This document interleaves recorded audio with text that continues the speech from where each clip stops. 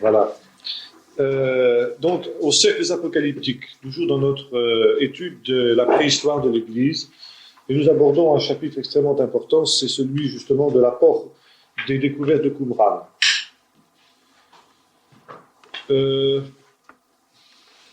Oui, peut-être qu'avant d'engager l'étude de la secte de Qumran, les Seigneurs proprement dit, je vais dire quelques mots de généralité sur les cercles apocalyptiques.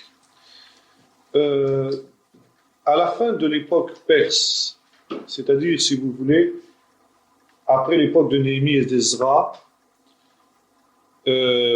après l'apparition du dernier des prophètes, c'est-à-dire Malachi, il y a eu cette pensée dans le judaïsme que l'esprit avait été retiré d'Israël, l'Esprit Saint, l'esprit de prophétie.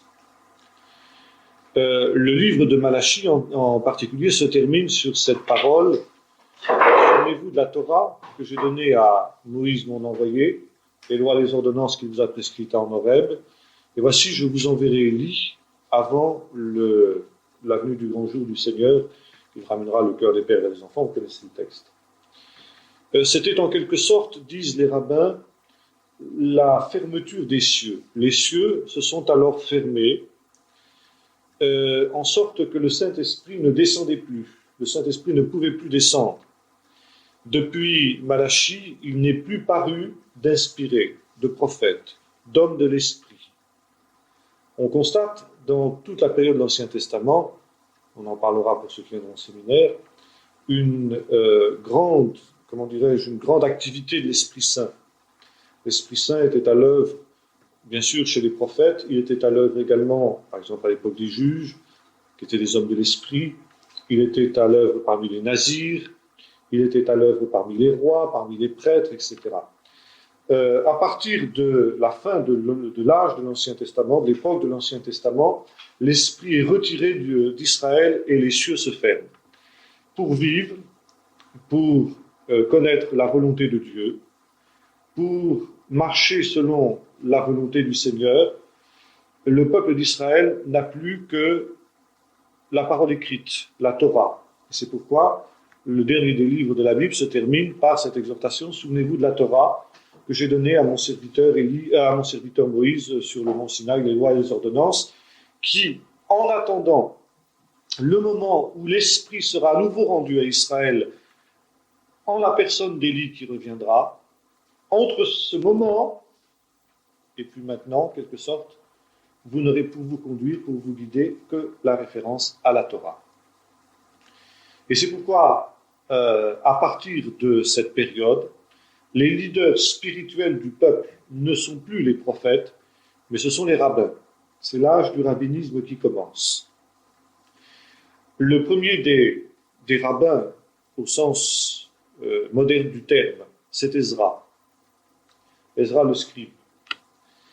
Ezra, qui le premier ramène de Babylone les rouleaux de la Torah et qui les rassemble donc dans ce genre de choses que vous avez là, et qui l'enseigne au peuple. C'est pourquoi dans la tradition juive, Ezra est considéré comme un second Moïse, comme celui qui rend en quelque sorte une deuxième fois la Torah à son peuple. Une Torah qui avait été oubliée à la fin de l'âge des prophètes et pendant toute la période de l'exil de Babylone, et qui redevient la base de la vie de la nation juive au moment où elle revient de son exil. Et Ezra rassemble autour de lui 120 sages qui forment ce qu'on appelle en hébreu la Knesset Agdola, la grande synagogue. Vous savez que c'est cette institution qui a donné l'existence du Parlement israélien moderne, qui s'appelle justement de ce même nom, la Knesset, et qui comprend 120 membres, autant qu'il y en avait à l'époque d'Ezra. C'est un décalque moderne, si vous voulez, de l'institution de la grande synagogue qui a été faite par Ezra. Et donc, à partir de ce moment-là, on va se mettre à étudier la Torah, non plus par, je dirais, une approche de l'Esprit Saint, mais par une approche intellectuelle. L'étude, c'est l'étude qui remplace la révélation. Toutefois, il y a cette pensée que, au moment de l'âge messianique, quand le Messie viendra, les cieux s'ouvriront à nouveau, le Saint-Esprit descendra, et en particulier, il descendra sur la personne du Messie. Le Messie qui, comme son nom l'indique, n'est-ce pas, c'est-à-dire loin, Mashiach, c'est loin, sera loin du Saint-Esprit, sera l'homme de l'Esprit par excellence, l'homme sur lequel l'Esprit reposera dans sa plénitude, comme l'avait annoncé le prophète Ésaïe au chapitre 11. L'Esprit du Seigneur reposera sur lui dans ses 7 manifestations, esprit de conseil, de force, etc. Vous connaissez le texte. Il y a aussi cette idée que, avant que le ciel ne s'ouvre pour permettre à l'Esprit de descendre sur le Messie, vous savez comment justement le Nouveau Testament accomplira littéralement cette espérance que nous trouvons dans les livres postérieurs du judaïsme, puisque quand Jésus apparaîtra, sera baptisé par Jean sur le bord du fleuve du Jourdain, le ciel s'ouvrira, le Saint-Esprit descendra sur lui, la voix se fera entendre, c'est ici mon fils bien-aimé, etc. Mais il y avait aussi cette idée, basée sur l'interprétation justement du verset de Malachie et d'un verset de Michée 7, oui, quelque chose comme ça, que avant la venue du Messie, un dernier prophète paraîtrait. Ce prophète, ce serait Élie. Je vous enverrai Élie. Et que cet Élie serait encore, en quelque sorte, celui qui ferait la brèche. Selon le verset de Michée 7 que j'évoquais tout à l'heure, où il est dit celui qui marche devant eux fera la brèche, et le roi pénétrera à sa suite. N'est-ce pas ? Alors, il y avait cette interprétation à l'époque de l'intertestament, c'est-à-dire entre les 2 testaments, l'Ancien et le Nouveau, que Élie serait celui qui ferait la brèche dans le ciel, pour qu'à nouveau le ciel s'ouvre et que l'Esprit descende, et que, une fois la brèche ouverte, l'Esprit du Seigneur descendrait sur la personne du Messie, et de là se répandrait sur le peuple tout entier. Tout le peuple de l'Éternel serait composé de prophètes, et s'accomplirait la prophétie de Joël, qui annonçait que l'Esprit du Seigneur serait répandu dans les derniers temps sur toute chair. Je passe sur l'accomplissement que nous trouvons de cette espérance, n'est-ce pas, dans le Nouveau Testament, avec l'ouverture du ciel à la Pentecôte, et puis la référence explicite qui sera faite par Pierre, justement, dans son discours, à cette prophétie de Joël, qui était au centre, justement, des espérances juives, en relation avec les derniers temps. Donc, si vous voulez, le ciel, entre ces 2 périodes, le ciel reste fermé. Il n'y a plus d'esprit, l'esprit prophétique n'agit plus. Néanmoins, il y a un certain nombre de gens qui se résignent mal à cette fermeture du ciel, qui pensent que l'étude, d'après les techniques d'exégèse rabbinique qui prennent naissance à cette période-là, ne suffisent pas, et qu'il est très difficile de vivre sa foi sans une direction directe de l'Esprit Saint.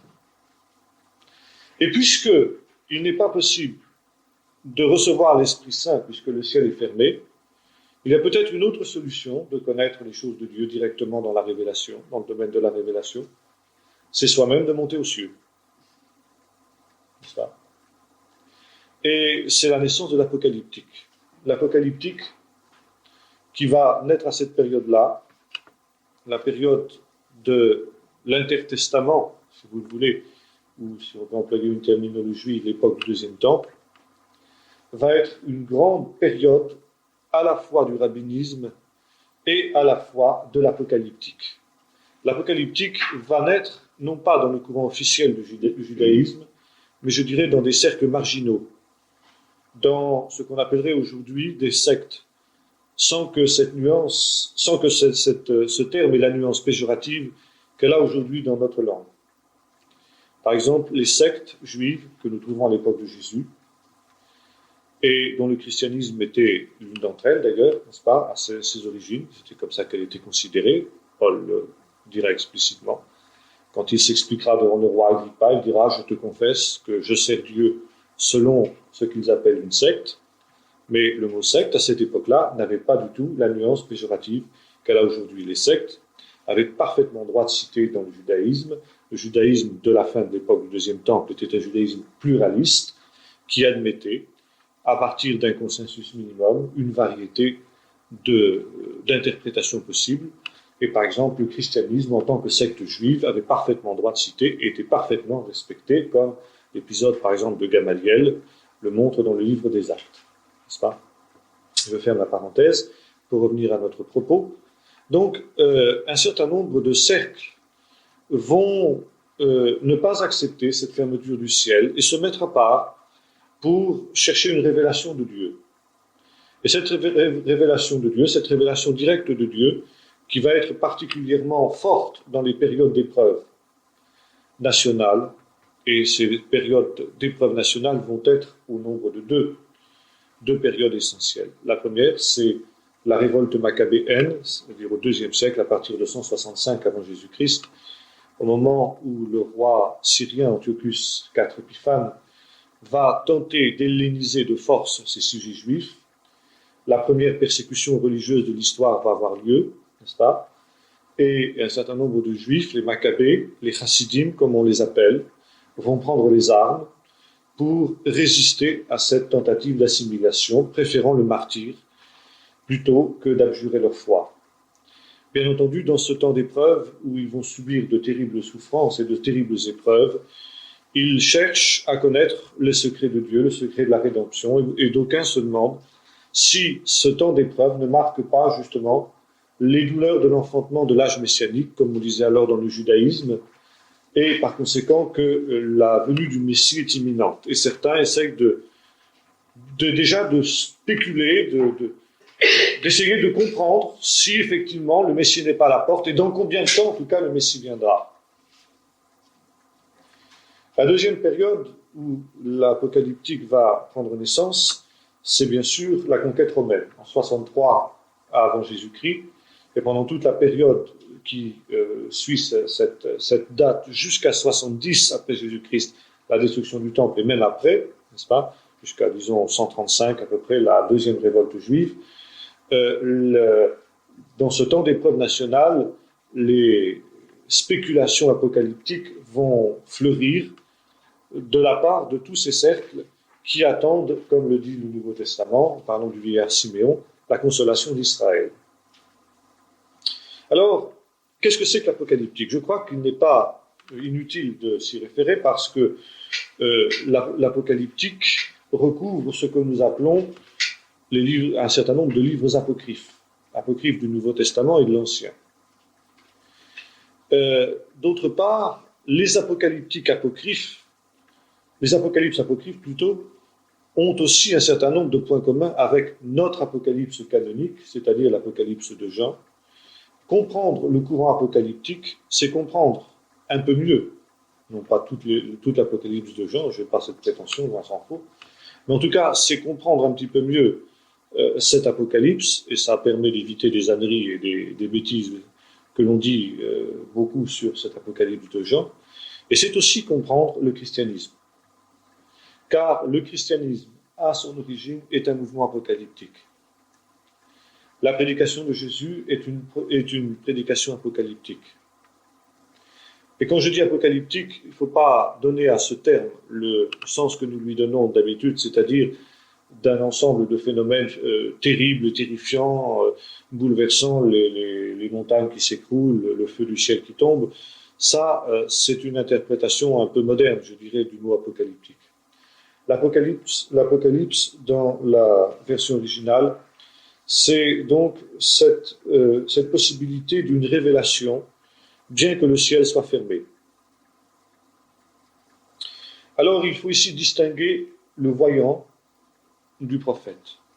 Le voyant succède au prophète. Il existe dans l'Ancien Testament déjà un livre, plutôt les derniers livres prophétiques ont un caractère apocalyptique, certains d'entre eux du moins. Déjà, avec la prophétie de Joël, il y a une certaine tendance apocalyptique dans le livre de Joël, mais le livre prophétique où l'apocalyptique est le plus net, c'est dans le livre de Zacharie, en particulier. où le voyant, le prophète, en ce qui concerne Zacharie, est enlevé au ciel. Il a par exemple la vision du chandelier d'or. Il a la vision du grand prêtre Josué qui se tient dans les lieux célestes. Il a la vision des lieux célestes. Il pénètre dans les lieux célestes, il voyage dans les lieux célestes, il voit un certain nombre de choses qui sont au-delà du monde visible, au-delà du monde sensible. Alors que le prophète, lui, avait une révélation de Dieu, des choses qui étaient bien des choses de ce monde, n'est-ce pas? Les choses qui allaient arriver, les événements, mais qui étaient des événements terrestres.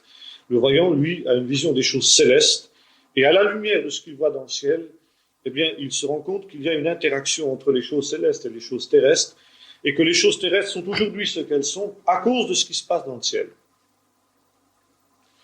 Et vous voyez tout de suite qu'on retrouve ça dans l'Évangile. Par exemple, lorsque les apôtres reviennent de la mission dans laquelle Jésus les a envoyés, tout heureux en disant « Seigneur, les démons même nous sont soumis », Jésus dira « Je voyais Satan tomber du ciel comme dans un éclair ». Jésus explique le succès terrestre qu'ils ont eu sur les puissances démoniaques au fait qu'un événement s'est passé dans le ciel, savoir que Satan, en quelque sorte, commence à tomber du ciel. Déjà, son royaume chancelle, son autorité spirituelle est contestée dans le ciel. N'est-ce pas? Alors, ce qui se passe dans le ciel explique ce qui se passe sur la terre.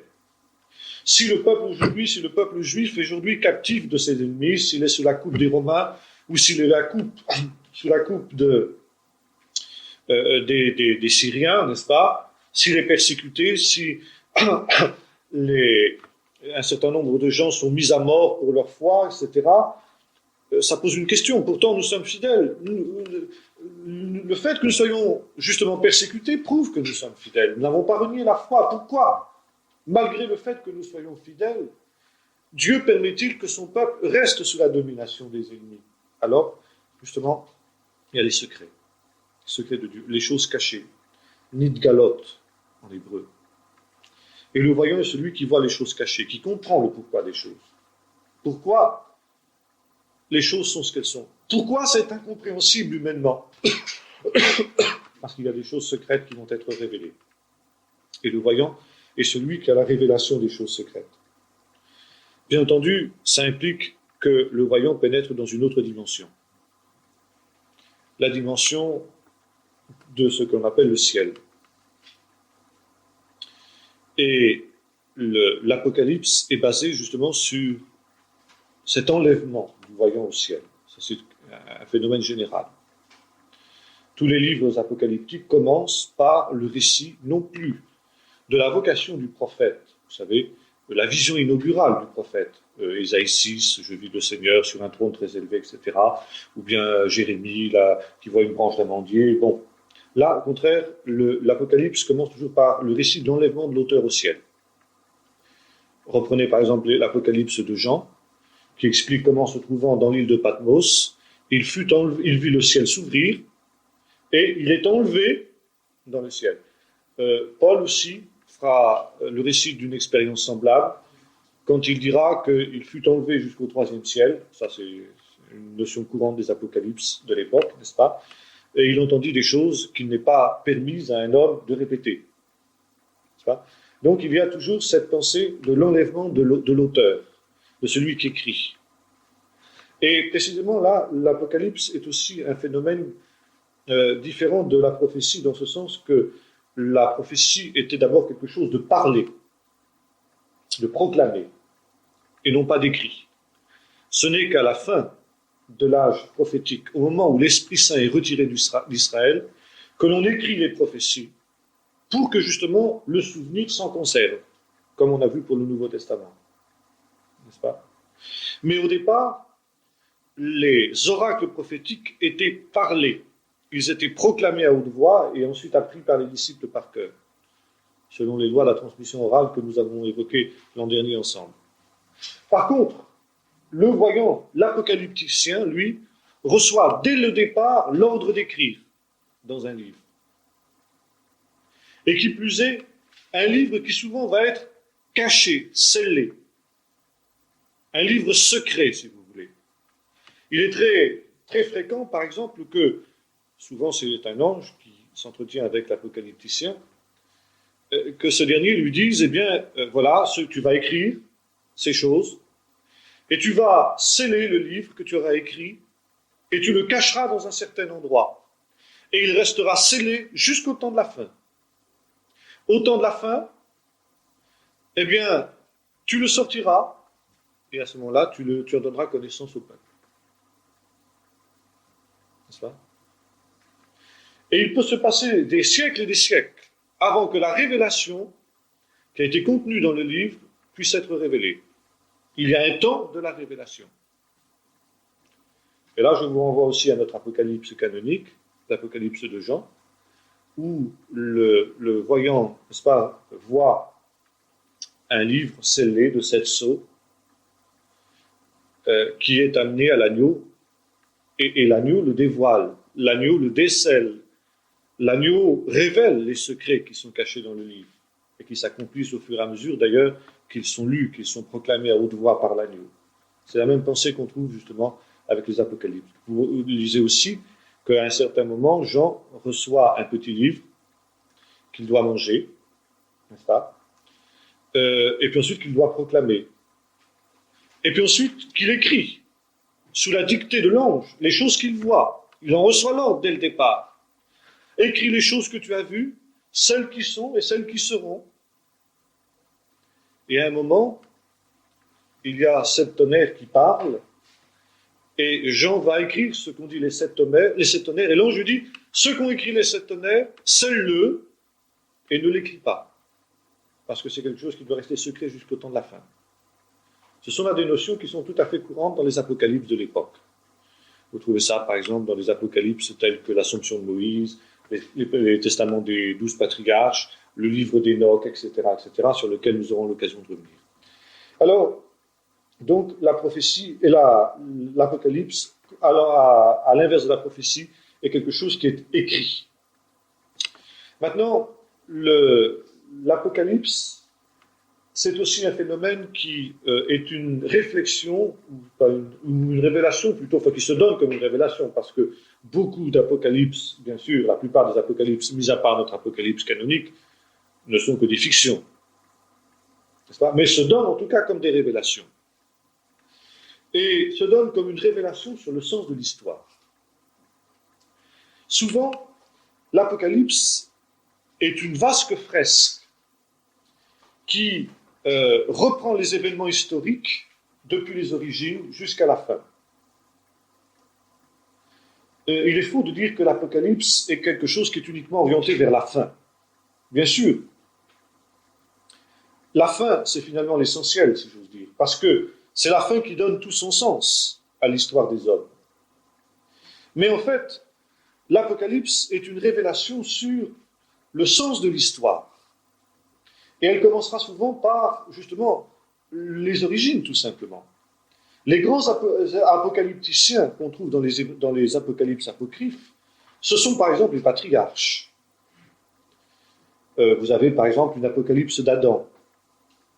Vous avez une apocalypse de Noé. Vous avez, bien entendu, le grand apocalypticien, l'apocalypticien par excellence, c'est Enoch. Celui qui a été enlevé au ciel, donc le type même du voyant. Et là, pourquoi a-t-il été enlevé au ciel? Parce que justement, là, il a reçu de Dieu des secrets qui ne devaient être révélés qu'à la fin des temps. Et quand nous lisons l'épître de Jude, par exemple, nous voyons que cette idée n'est pas tout à fait fausse. Et que précisément, Enoch a prophétisé en fonction des temps de la fin. Vous avez, bien entendu, un autre personnage aussi qui est un des favoris des apocalypticiens de cette époque, c'est Melchisédek. Précisément aussi cet homme mystérieux, n'est-ce pas, que l'on affirme avoir été enlevé au ciel. Vous avez le patriarche Sem, le fils de Noé, qui lui aussi serait l'auteur d'une apocalypse. Vous avez les 12 patriarches, c'est-à-dire les fils de Jacob, notamment le patriarche Lévi. Vous avez Moïse, bien entendu. Il était tout à fait normal que Moïse, l'homme de la révélation, celui dont la mort est mystérieuse, qui ait été l'objet lui aussi d'une révélation de type apocalyptique. Et il n'est pas jusqu'à des prophètes comme Jérémie, par exemple, qui eux aussi n'aient été crédités d'une semblable vision. Et par exemple, on trouve des échos de cette tradition dans le Nouveau Testament lorsque Jésus demande à ses disciples qui dit-on que je suis, moi, le Fils de l'homme, au dire des gens. Et les disciples répondent, certains disent que tu es Jérémie. Pourquoi? Parce que justement, on pensait que Jérémie n'était pas mort dans certains milieux apocalyptiques juifs. On pensait que Jérémie avait été enlevé au ciel et qu'il réapparaîtrait aussi à la fin des temps pour annoncer la venue du Messie. Alors, il est tout à fait logique que certaines personnes aient vu dans Jésus, n'est-ce pas, Jérémie, ce Jérémie qu'ils attendaient. Donc, un homme qui souvent est un grand homme du passé, qui a vécu aux origines du monde, et qui peut expliquer, n'est-ce pas, le sens de l'histoire. Pourquoi la chute? Pourquoi le mal? Pourquoi la souffrance? Pourquoi le déluge? Pourquoi l'épisode de Babel? Et ceci parce que justement, lui dit le Seigneur, l'histoire converge vers un terme. Et souvent le patriarche, à l'instar par exemple de la révélation de type apocalyptique déjà que recevra Abraham dans le chapitre 15 du livre de la Genèse, au moment de l'alliance entre les animaux partagés, où le Seigneur lui annonce le destin futur de son peuple. En termes très courts et très sobres dans la Genèse, bien sûr, qui est très loin de toutes les enjolivures et de toutes les spéculations des apocalypses apocryphes, mais qui sert quand même de prototype à toutes ces spéculations-là, n'est-ce pas? Dieu dit à Abraham, au moment où il tombe dans un profond sommeil, et souvent le sommeil, n'est-ce pas, est le moyen par lequel le voyant est enlevé au ciel. Par exemple, Adam, c'est au moment évidemment où il tombe dans le profond sommeil au sujet de sa côte qu'il va avoir sa révélation apocalyptique, n'est-ce pas? Donc Abraham, pour revenir à lui, il tombe dans un profond sommeil et le Seigneur lui annonce ce qui va se passer en lui disant « Sache que tes descendants seront captifs dans un pays qui ne sera pas le leur et qui seront opprimés pendant 400 ans. Mais au bout de cette période-là, ils reviendront dans ce pays-ci avec de grandes richesses parce que l'iniquité des Cananéens n'est pas arrivée à son terme. » Donc souvent les patriarches, les pères du peuple, sont ceux qui, avant de mourir, c'est souvent à l'heure de la mort d'ailleurs, que dans la vision apocalyptique, les patriarches reçoivent la révélation de ce qui va arriver à leurs descendants, comme Jacob, sur son lit de mort, par exemple, prophétisera sur ses 12 fils. Et d'ailleurs, cette vision, n'est-ce pas, cet épisode, ce récit de la mort de Jacob et de sa prophétie avant sa mort, comme celle de Moïse d'ailleurs, qui lui est équivalente, servira de base à bien des apocalyptiques, n'est-ce pas? On va spéculer sur les prophéties qui sont faites à chacun de ses 12 fils, chacune de ses 12 tribus. Et à leur tour, n'est-ce pas, à l'heure de la mort, les patriarches sur lesquels il a été prophétisé vont aussi prophétiser sur leurs descendants. Pourquoi? Parce que dans la vision biblique, n'est-ce pas, le mourant, celui qui meurt en Dieu, en quelque sorte, est doué déjà d'une vision dans l'au-delà, il voit déjà dans l'au-delà. Et souvent, justement, la vision apocalyptique est une vision testament. Et c'est par exemple l'expression qui reviendra souvent dans les livres apocalyptiques, le livre testament. Au moment où il va mourir, au moment où il va partir d'une manière extraordinaire, comme Enoch par exemple, ou bien comme Melchizedek, qui aussi selon la tradition de l'époque est enlevé au ciel lui aussi, n'est-ce pas? Ou Moïse, par exemple, il y a un livre apocalyptique qui s'appelle l'Assomption de Moïse, dont on retrouve des passages justement dans le livre de Jude auquel je faisais allusion tout à l'heure. Donc, certains apocryphes ne sont pas totalement dépourvus d'inspiration à ce niveau-là, mais évidemment, le seul critère pour dire ce qui peut être inspiré à ce niveau-là, c'est ce que nous trouvons dans les réminiscences et les allusions qui lui sont faites dans le Nouveau Testament. Et maintenant, n'allons pas conclure, n'est-ce pas, que parce que le livre de l'Assomption de Moïse est cité par Jude, tout le livre de l'Assomption de Moïse est inspiré. Il n'y a que cette partie-là à laquelle le livre de Jude fait allusion qui est inspiré. Car Jude, lui justement, conduit véritablement par l'Esprit Saint, a pu discerner ce qui était inspiré et ce qui ne l'était pas. Bon, ça c'est une parenthèse que je fais, n'est-ce pas? Donc, si vous voulez, c'est à l'heure de la mort, disais-je, ou au moment de son départ, que l'homme de Dieu va, en quelque sorte, voir dans l'au-delà déjà ce qui reste invisible, pénètre déjà dans le ciel dans lequel il va rentrer tout à l'heure, ou dans quelques temps plus tard, au moment où il va mourir, et est capable de transmettre à ceux qui restent sur cette terre les instructions qui vont leur être utiles pour l'avenir et pour leurs descendants. Et c'est la raison pour laquelle, disais-je, souvent, n'est-ce pas, ces visions s'appellent testaments. Testament des 12 patriarches, testament de Lévi. Et je disais tout à l'heure que notre Bible n'est rien d'autre finalement qu'une vaste apocalyptique, que la plus grande de toutes les apocalypses. Car c'est aussi un livre qui est une vision de l'histoire, qui part du commencement et qui va jusqu'à la fin, qui révèle le sens de l'histoire à la vision de Dieu, à la vision des événements célestes. L'histoire n'est pas simplement le résultat, je dirais, d'un certain nombre de lois ou de composantes que les historiens modernes sont capables de mettre en évidence.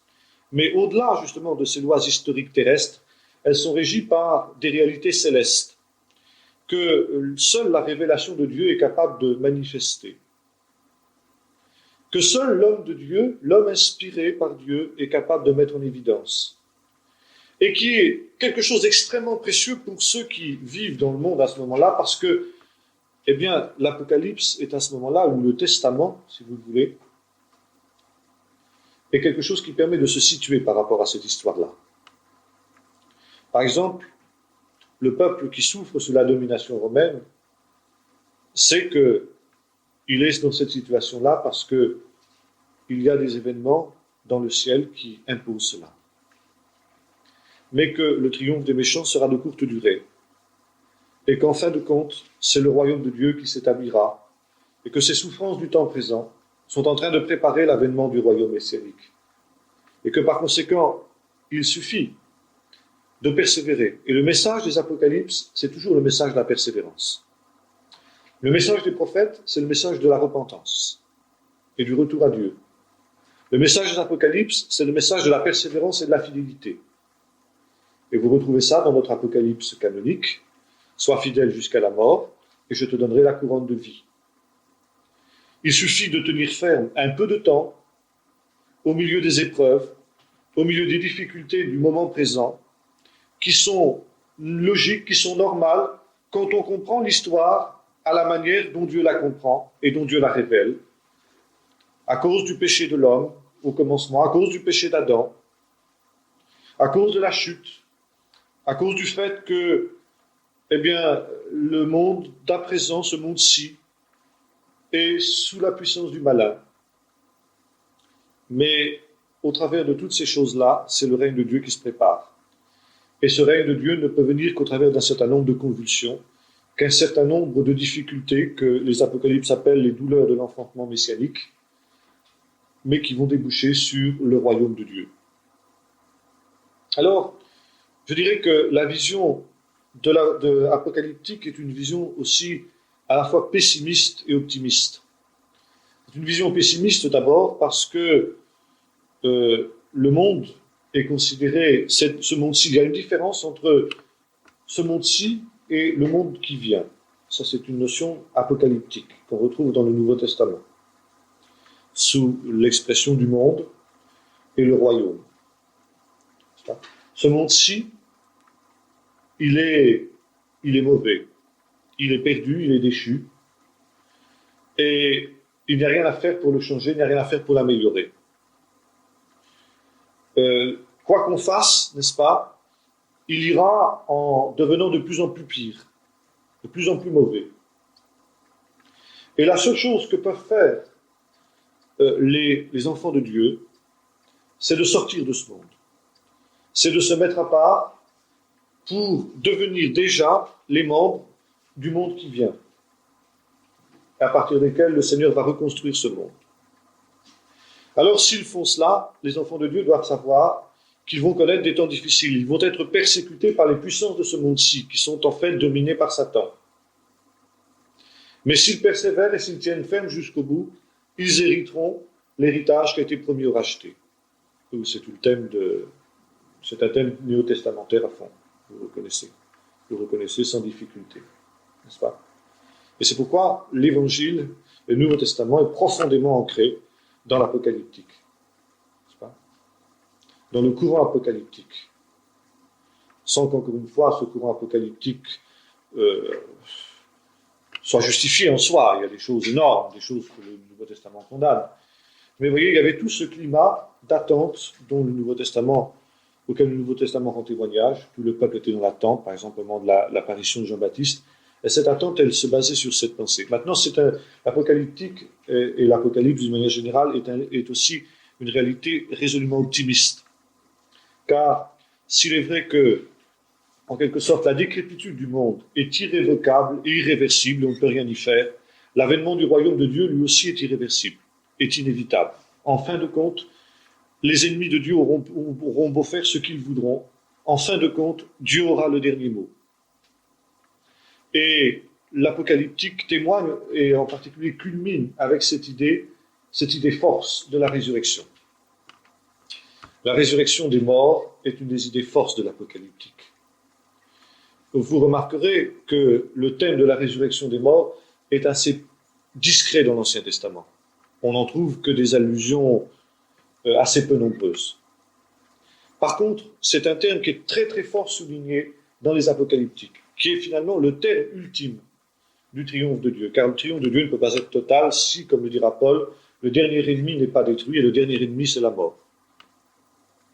Et c'est pourquoi déjà, les apocalypticiens sont des gens qui, en quelque sorte, sont confrontés avec la mort, mais précisément reçoivent à l'heure de la mort cette révélation qui a comme ultime la résurrection des morts, en quelque sorte pour eux-mêmes aussi, pour leur donner cette puissance d'affronter cette heure terrible de la mort.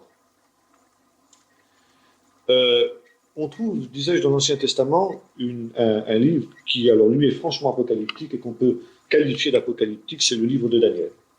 Je pense que, à partir de ce que j'ai dit, vous reconnaissez que l'on peut classer le livre de Daniel comme, avec l'Apocalypse de Jean, les deux livres apocalyptiques canoniques de la Bible. L'Apocalypse de l'Ancien Testament, le livre de Daniel, et l'Apocalypse du Nouveau Testament, le livre de Jean, l'Apocalypse de Jean. D'ailleurs, dans la tradition juive, Daniel n'est pas considéré comme un prophète, contrairement à ce qui se passe dans nos Bibles.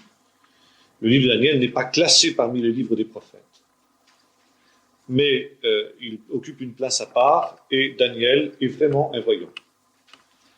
Vous retrouvez tout ce que je vous ai dit au sujet de Daniel, c'est-à-dire l'enlèvement de l'auteur dans le ciel, l'ordre d'écrire qui lui est donné, la vision de l'histoire depuis le commencement jusqu'à la fin. Par exemple, la vision de la statue d'or, n'est-ce pas? Il y a toujours un point de départ, il y a toujours un commencement, et il y a toujours la fin. La fin qui est le triomphe définitif du Seigneur. La vision pessimiste de la tête d'or qui ensuite se dégrade en la poitrine d'argent, qui se dégrade elle-même dans le ventre et les cuisses de la statue d'airain pour aboutir, vous vous souvenez, aux orteils d'argile. Donc la vision pessimiste, le monde se décline, n'est-ce pas? Et puis ensuite, la vision optimiste, au contraire, celle justement du triomphe définitif et inévitable du Seigneur, la pierre qui se détache sans secours d'aucune main, qui frappe les orteils de la statue et qui devient une grande montagne, quelque chose dans un mouvement qui est absolument irrésistible.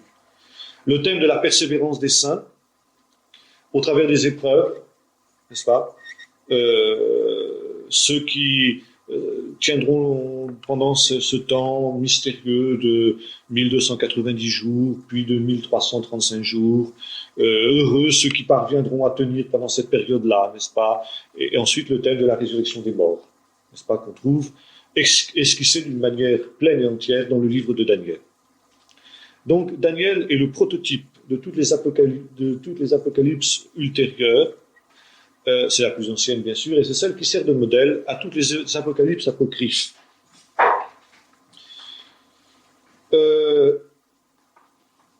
Donc, si vous voulez, il y a cette opposition entre le monde d'en bas, le monde qui est en train de passer, qui est en train d'être détruit, et le monde d'en haut, qui lui va faire irruption à la fin pour remplacer le monde d'en bas qui disparaît. Par exemple, vous trouvez dans certaines apocalypses des expressions comme celle-ci, ce monde a vieilli, il arrive à sa fin, il est au moment de sa décrépitude la plus totale, etc. Mais en même temps, n'est-ce pas, un monde d'une jeunesse éternelle va lui succéder, va le remplacer, etc., etc. Ça, vous trouvez ça, par exemple, dans le livre d'Enoch. Maintenant, on pourrait dire aussi que l'évangile est aussi apocalyptique dans ce sens. Par exemple, il y a dans les évangiles synoptiques, les 3 évangiles synoptiques, des discours de Jésus qui sont franchement apocalyptiques, qui évoquent justement les événements qui seront ceux de l'avènement du royaume de Dieu. D'autre part, il y a aussi cette vision du sens de l'histoire. C'est particulièrement vrai chez Matthieu. Il y a toujours cette référence, n'est-ce pas, ou même chez Jean. Commencement de l'évangile de Jésus-Christ. Voici le livre des engendrements de Jésus-Christ. Et ça commence avec Adam, pour arriver jusqu'à la fin. N'est-ce pas? Et puis en même temps, cette pensée, si vous voulez, du livre Testament, qui est scellé, qui est incompréhensible, jusqu'à la mort du testateur, jusqu'à la mort du voyant, celui qui en a fait la révélation. Et vous trouvez dans les évangiles ce que les exégètes appellent le secret messianique. Le fait que Jésus ne soit pas connu pour ce qu'il est pendant sa vie terrestre, même de ses disciples, ses frères. À plusieurs reprises, il nous est dit que ses frères ne croyaient pas en lui.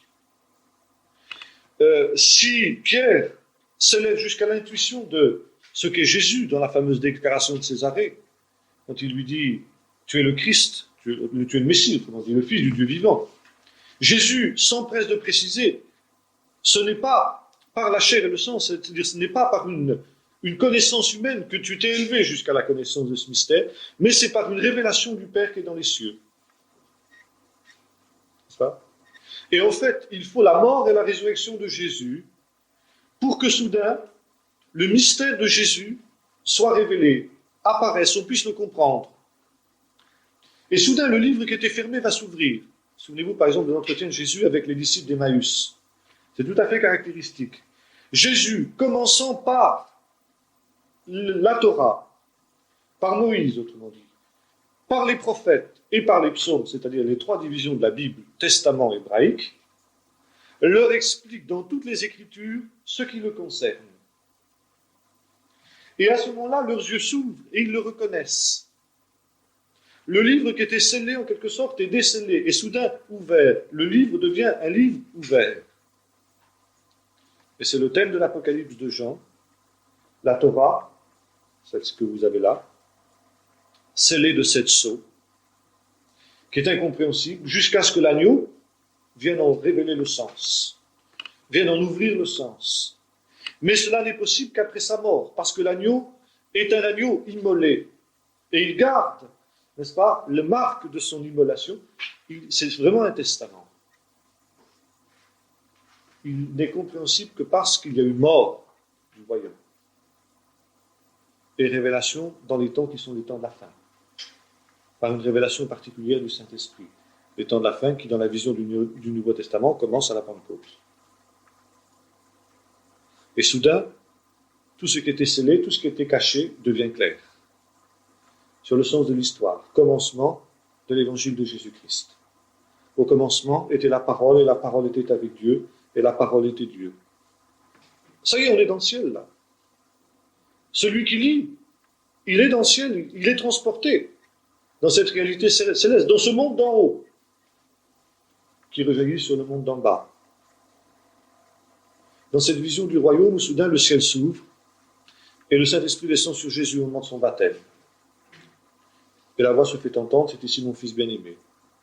Et puis le témoignage que Jésus rend à Jean-Baptiste. Si vous voulez savoir, c'est lui l'Élie qui devait venir. C'est lui qui fait en sorte que le ciel s'ouvre.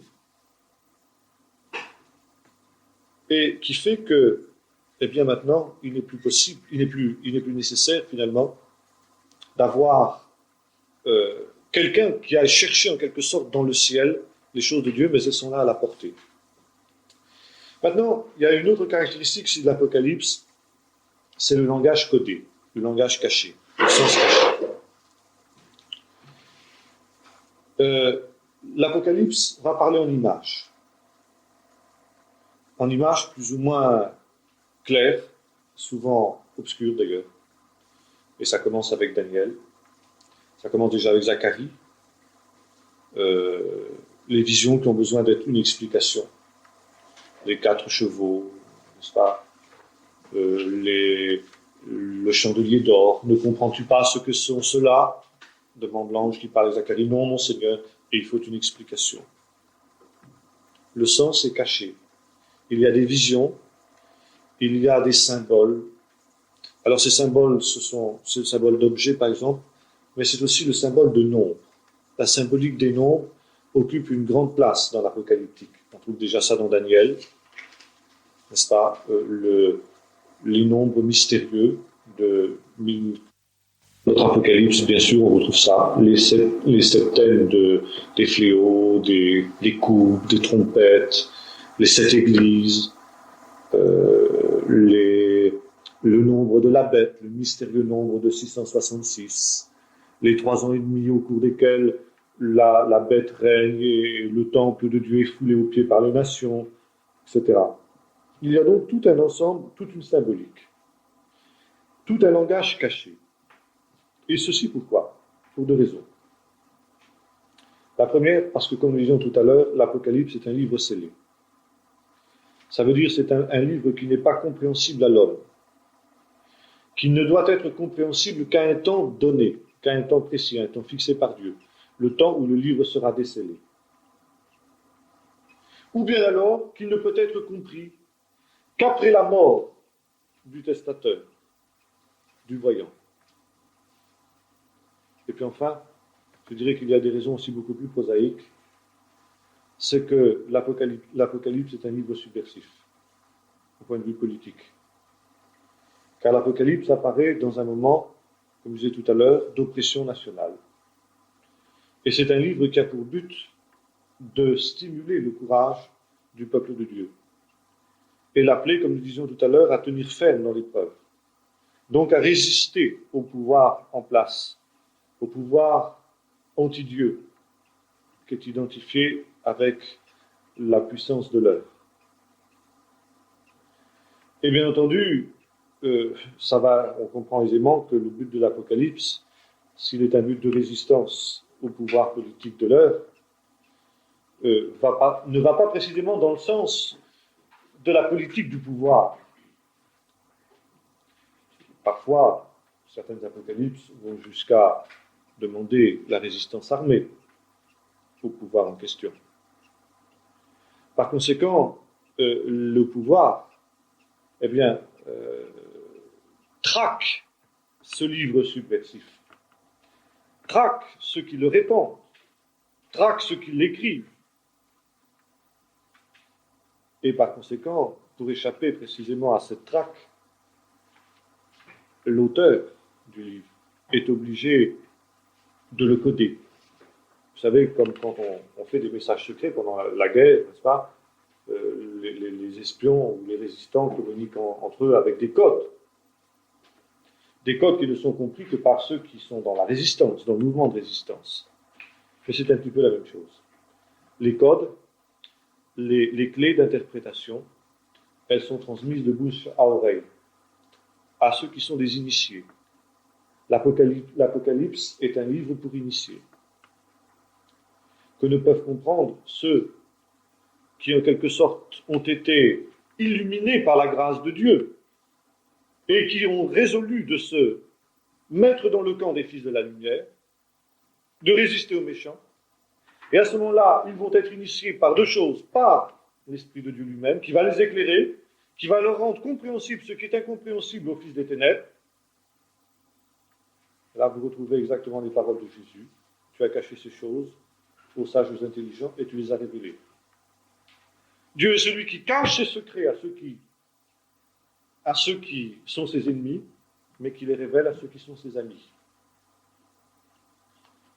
Et souvent, cette révélation va être transmise aussi par ceux qui sont déjà des initiés, qui vont initier les autres. Et là, vous retrouvez par exemple ce que l'apôtre Paul dit dans la deuxième épître aux Thessaloniciens, quand il écrit à ces derniers, en leur disant au sujet d'Antichrist et des événements de la fin, donc un thème éminemment apocalyptique, il va leur dire, ne vous souvenez pas que je vous disais ces choses quand j'étais au milieu de vous. Souvenez-vous de tout ce que je vous ai enseigné oralement à cette époque-là. Vous savez très bien ce que je veux dire quand je vous parle de ce qui va le retenir jusqu'à la fin, qui l'empêche d'apparaître. Ce n'est pas la peine que j'écrive là-dessus, parce que vous savez très bien, je vous en ai parlé. Je ne veux pas y revenir par écrit, parce que ma lettre, elle pourrait tomber entre les mains des agents du pouvoir. Puis vous seriez inquiétés, et moi aussi. Alors, des choses aussi subversives, je me contente de vous les transmettre de bouche à oreille. Alors il y a souvent cette parole dans les Apocalypses que celui qui peut comprendre, comprenne. Et c'est une parole qui revient dans la bouche de Jésus, et c'est une parole qui revient dans notre Apocalypse de Jean. Jean écrira aussi dans ses lettres, les 3 lettres qu'il nous a laissées dans notre Nouveau Testament, de cette même manière, quand il parlera de l'Antichrist. Il dit, vous savez qu'un Antichrist vient, mais vous savez qu'il y a déjà aussi plusieurs Antichrists. Mais je ne veux pas écrire là-dessus avec de la plume et de l'encre. J'espère bientôt venir vous voir, et je vous expliquerai toutes ces choses-là de vive voix. C'est plus prudent. Alors, vous allez me dire, ben oui, c'est bien gentil, mais nous, on n'était pas là à ce moment-là, quoi. Hein. Ben oui, c'est tout le problème, justement. C'est pourquoi, quand on commence à lire l'Apocalypse de Jean, par exemple, ou plutôt un livre sur l'Apocalypse de Jean, quand vous en lisez un, Daniel, pareil, alors vous avez tout compris. Vous avez tout compris sur le retour de Jésus. Vous savez tout ce qui va se passer. Quand vous lisez un deuxième, vous commencez à vous poser quelques questions. Et quand vous lisez un troisième, vous ne comprenez plus rien. Et plus vous en lisez, moins vous comprenez. Parce que les clés, nous les avons perdues. Les clés d'interprétation de l'Apocalypse et des Apocalypses de ce moment-là, nous les avons perdues. Nous ne savons pas à quoi correspondaient les bêtes. Nous ne savons pas à quoi correspondaient les cornes. Nous ne savons pas à quoi correspondaient les nombres symboliques. Alors, quand on arrive à ce niveau-là, on est obligé de spéculer. Mais on est vraisemblablement à côté. Alors, on va dire, mais alors, on ne peut plus comprendre les Apocalypses. Ben non. Je crois qu'il faut arriver à cette conclusion-là. Jusqu'au temps marqué. Et vous lisez ça dans Daniel. Au temps de la fin, ceux qui auront l'intelligence comprendront. Au temps marqué. Il y a des temps où Dieu révèle certaines choses. Dieu les révèle de 2 manières, par le Saint-Esprit, bien sûr, par l'accomplissement des événements qui sont annoncés, et puis aussi, je dirais, par les découvertes qu'on peut faire sur le plan scientifique dans ce domaine. Et c'est pourquoi l'étude des Apocalypses apocryphes est très importante. Pour notre compréhension de l'Apocalypse, des Apocalypses canoniques. Parce que là, en comparant ces Apocalypses avec nos Apocalypses à nous, nos Apocalypses canoniques, nous pouvons reconstituer un certain nombre de clés. Nous pouvons redécouvrir d'une certaine manière, n'est-ce pas? Par exemple, dans les découvertes de Qumran, j'en parlerai la prochaine fois. Bien, nous savons maintenant un certain nombre de choses. Il y a un certain nombre de notions apocalyptiques qui nous sont devenues claires, ne serait-ce que par rapport aux évangiles. Et l'apôtre dit, plutôt le voyant dit dans Daniel, n'est-ce pas? Au temps de la fin, la connaissance augmentera. Si bien qu'il est vain de vouloir essayer de comprendre les choses avant le temps. Je lisais l'autre jour un commentaire de Godet sur l'Apocalypse. Or, vous savez, je crois que Godet est un des hommes les plus sérieux en milieu évangélique en ce qui concerne l'exégèse et la compréhension. Je me régalais un petit peu à la perspective de lire ce commentaire de l'Apocalypse de Godet dans un des bouquins que tu m'as vendu là. et j'étais déçu, abominablement déçu. tout godet qu'il soit, il patouille abominablement, parce qu'il n'avait pas les clés, parce que c'était pas le temps.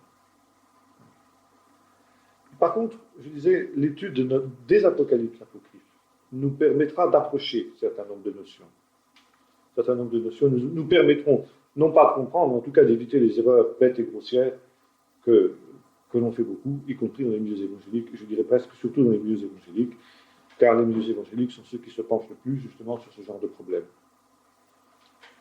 Et parfois avec une curiosité qui est malsaine. Donc, le Livre Testament, disais-je, qui doit être révélé au temps de la fin. Vous savez, par exemple, que c'est parti justement de cette pensée qu'on trouve dans Jérémie, quand le Seigneur lui donne l'ordre d'écrire un certain nombre de choses et de cacher les manuscrits dans des jarres de terre, pour que le souvenir s'en conserve longtemps. Et il avait cette pensée qu'effectivement, il fallait conserver les écrits apocalyptiques dans des jarres. En 1948, vous savez que l'on a retrouvé, sur les bords de la mer Morte, des jarres de terre qui, conformément à ce qui est écrit dans le livre du prophète Jérémie, contenaient les fameux manuscrits de la mer Morte. Parmi ces manuscrits de la mer Morte, il y a tous les manuscrits de la Bible, tous les textes de la Bible qu'on connaissait, etc. Et il y a aussi des écrits apocalyptiques, dont certains sont assez troublants. Par exemple, l'un d'entre eux annonçait la guerre des 6 jours, avec précision. Alors, je ne dis pas qu'il s'agit là de livres qu'il faut considérer comme inspirés obligatoirement, mais nous pouvons reconnaître qu'il pouvait y avoir, comme nous l'avons vu tout à l'heure, certains éléments d'inspiration, de révélation dans certains documents apocryphes. Je dis certains éléments. Et en tout cas, qui peuvent être intéressants, disais-je, pour pouvoir comprendre les clés. Ça, je crois que c'est surtout le grand intérêt de l'étude des documents apocryphes.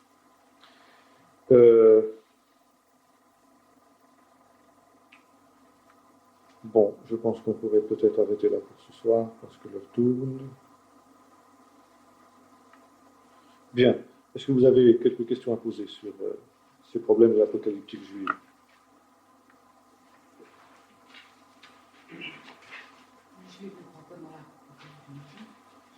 Non, les apocalypses sont considérés que toutes les apocalypses sont considérées comme apocryphes par les Juifs. Le judaïsme orthodoxe a rejeté l'apocalyptique parce que l'apocalyptique, comme nous le verrons, la vision apocalyptique a entraîné des catastrophes sur le peuple juif. C'est elle, par exemple, ce sont de ces cercles apocalyptiques que sont surgis les Zélotes, qui, en 66, ont levé l'étendard de la révolte contre les Romains et ont entraîné la destruction du temple. Ce sont des cercles apocalyptiques que sont surgis aussi les résistants qui ont levé l'étendard de la deuxième révolte juive en 135 après Jésus-Christ, avec le faux Messie Bar Korba, et qui ont entraîné alors la dispersion, car la dispersion des Juifs dans le monde ne date pas de 70 comme on le croit, mais de 135. L'éviction des Juifs du pays d'Israël. Et donc c'est la plus grande catastrophe. Et à partir de ce moment-là, les rabbins ont interdit toutes les spéculations apocalyptiques et messianiques. Ils ont interdit de spéculer même sur la personne, l'identité du Messie, de réfléchir sur Et par exemple, à partir de cette période-là, dans les écrits rabbiniques, il n'est presque plus fait allusion au Messie jusqu'à nos jours. L'espérance messianique reste quelque chose de, non pas de secret, je dirais, mais c'est pareil, d'oral, quoi. Il ne faut plus en parler. Il ne faut plus en parler jusqu'à ce que le Messie vienne. C'est trop dangereux. Trop dangereux. On espère, on attend la venue du Messie, mais comment il viendra, quand il viendra, qui il sera, etc., il ne faut pas en parler. Mais alors justement, si on doit plus en parler, dans la perspective du judaïsme, comment est perçu le christianisme dans cette perspective? Eh bien, le christianisme a eu un grand succès au milieu juif au début, comme le montre le Nouveau Testament, justement, parce qu'il était profondément enraciné dans cette espérance. Il répondait à toutes ces espérances-là. Et il est très facile de voir, justement, comment les évangiles sont écrits pour répondre à cette espérance. Je l'évoquais tout à l'heure, n'est-ce pas, les cieux qui s'ouvrent, etc., la résurrection des morts, le testament du Messie, etc. Bon, Jésus, donc, le premier ressuscité des morts, celui qui a donc déjà accompli cette espérance-là. Les derniers temps sont commencés. Il faut relire tous les discours de Pierre, par exemple, le jour de la Pentecôte, le discours des apôtres dans les milieux juifs, y compris l'apôtre Paul, par exemple, dans les synagogues dans lesquelles il prêchait, qui reprennent tous ces thèmes-là. C'est très intéressant de faire une étude à ce niveau-là. Tous ces thèmes-là sont repris par les prédications apostoliques primitives. Mais à partir du moment où la catastrophe s'abat sur le peuple juif en 70 et en 135, le christianisme est rejeté, entre autres choses, pour cette raison-là. Entre autres choses, pour cette raison-là. Et c'est pourquoi la chute de Jérusalem en 70 est une terrible catastrophe pour le christianisme, autant que pour le judaïsme. Pour le judaïsme, ça va sans dire, on le comprend aisément. Pour le christianisme, c'est moins évident, et pourtant ça l'est. Parce que c'est tout le témoignage en milieu juif qui devient impossible à partir de 70, ou très difficile, et complètement impossible après 135. Et pour les chrétiens juifs, c'est une situation extrêmement difficile. Est-ce qu'il y a autre chose?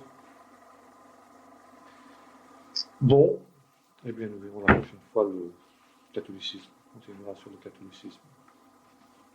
Les thèmes de l'Apocalypse, c'est les deux sept sceaux, la Torah,